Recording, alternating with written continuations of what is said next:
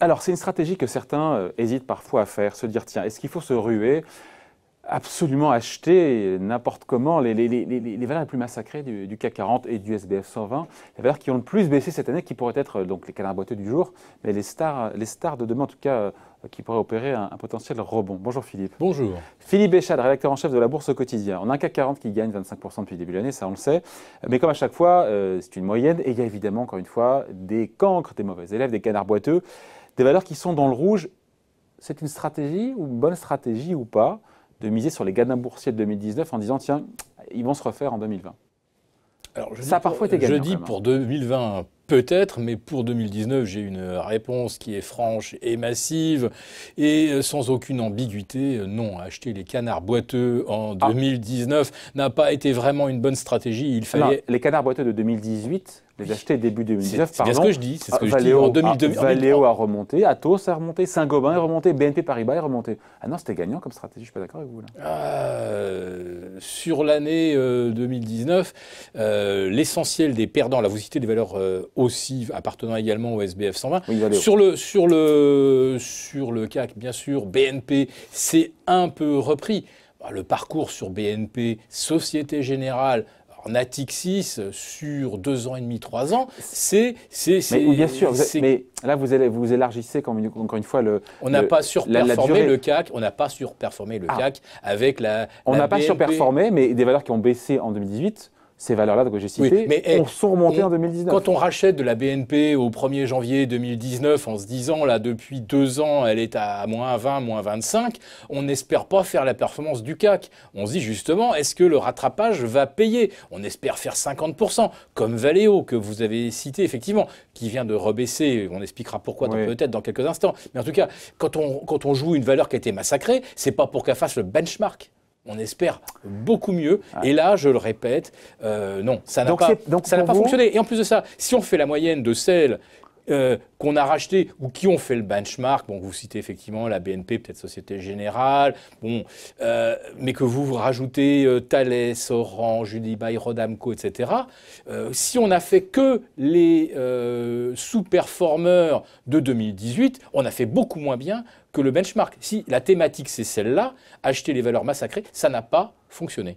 Donc, ce n'est pas une bonne stratégie. Donc, si on regarde encore une fois Renault, moins 25, Renault qui a un PR de 6, moins de 6.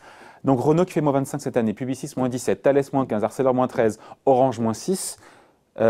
Acheter les yeux fermés ces mauvais élèves de 2019, ce n'est pas une bonne stratégie. On n'en sait rien. Peut-être que ça le sera. En 2019, ça n'a pas payé. Enfin, ça a payé, mais moins bien que la performance du CAC 40. Ça n'a pas payé.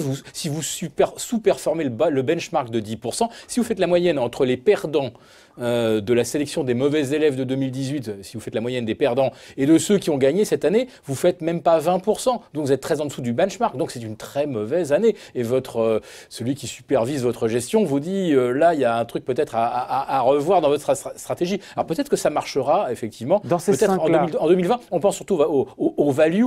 À quand la revanche des values? Voilà. Ouais.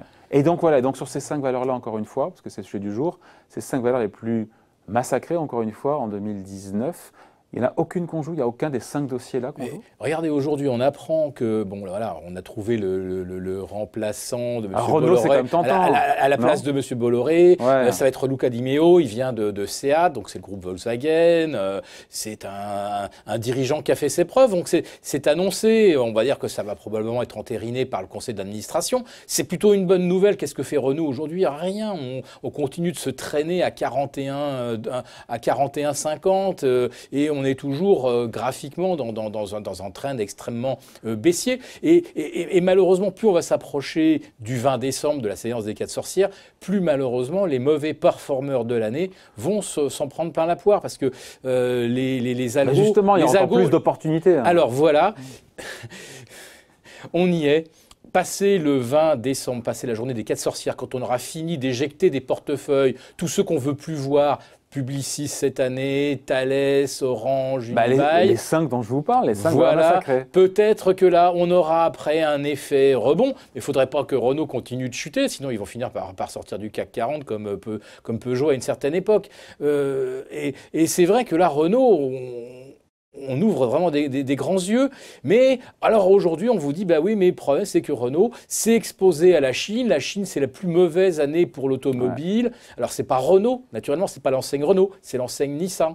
Et Nissan a vu ses bénéfices fondre de 90% cette année. Ouais. Donc, quand on veut tuer son chien, on dit qu'il a la rage.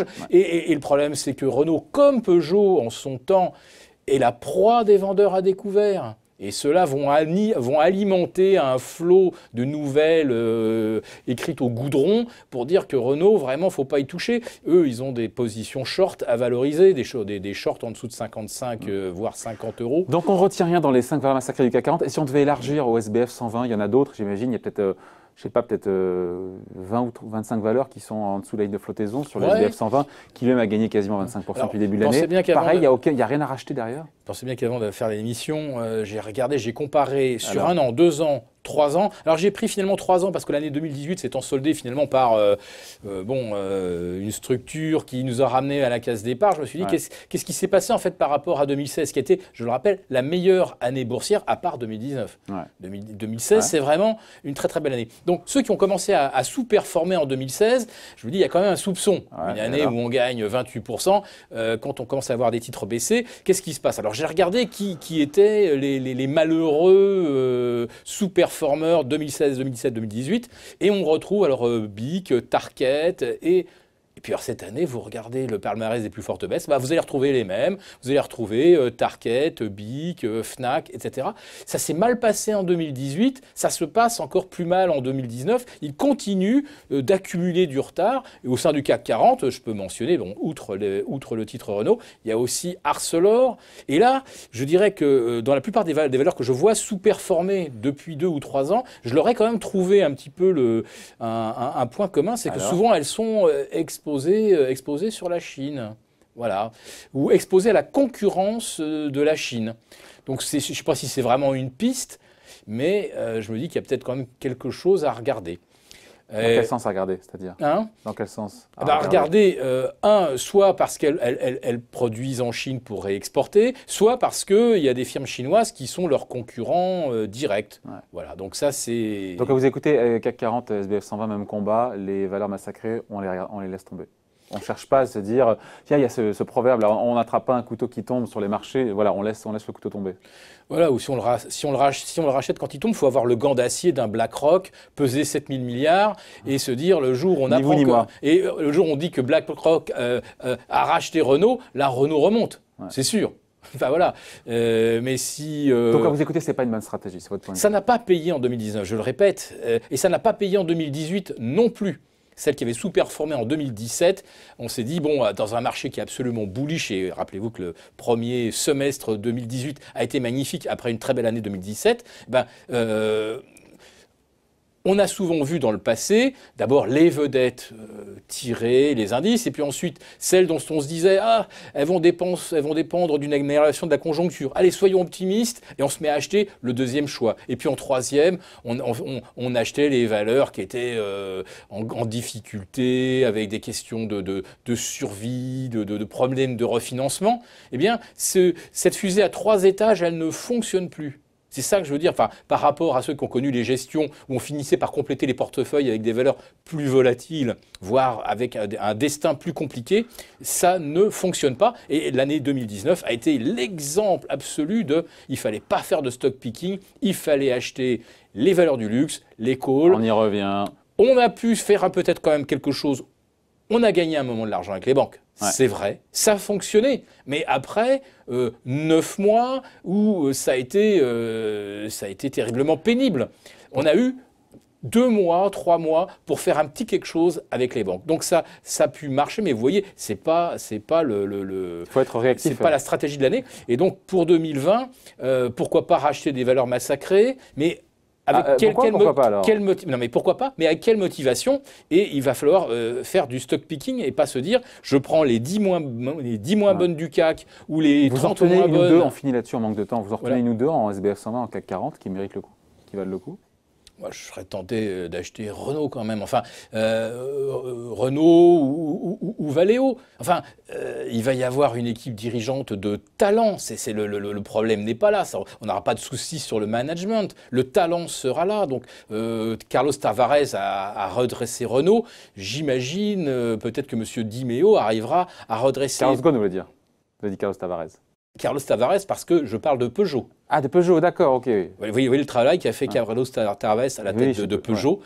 Voilà, bon, plus que doubler le cours, donc c'est Ouais. voilà. Donc je jouerai Renault. Et puis alors Valeo, hier, on voit le titre qui plonge de moins 6%. Sur manque de temps là. Ouais. Oui. Et pourquoi ça a plongé? C'est pas parce que des gens avec un cerveau se sont dit oh, la direction m'a pas convaincu, le roadshow, tout ça, c'est pas ce qu'on attendait.